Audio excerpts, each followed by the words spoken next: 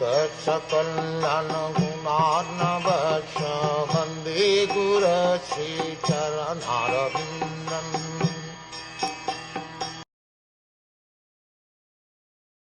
Sri Shukdev Goswami said, Maharaj Parikshit, as you have inquired from me as to the duty of the intelligent man who is on the threshold of death, so I have answered you. In human society all over the world there are millions and billions of men and women, and almost all of them are less intelligent because they have very little knowledge of spirit soul. Almost all of them have a wrong conception of life, for they identify themselves with the gross and subtle material bodies, which they are not, in fact.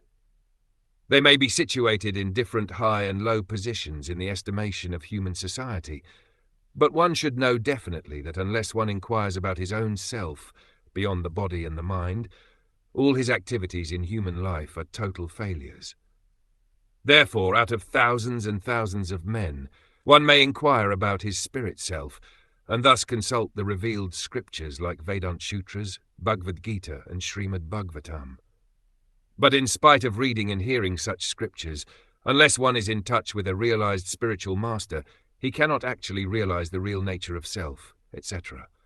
And out of thousands and hundreds of thousands of men, someone may know what Lord Krishna is in fact.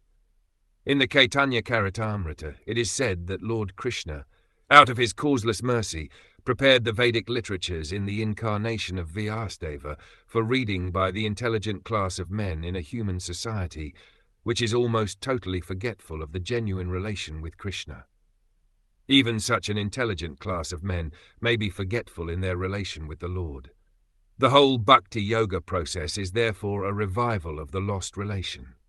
This revival is possible in the human form of life, which is obtained only out of the evolutionary cycle of 84 lakh species of life. The intelligent class of human being must take a serious note of this opportunity. Not all human beings are intelligent, so the importance of human life is not always understood. Therefore manishinam, meaning thoughtful, is particularly used here.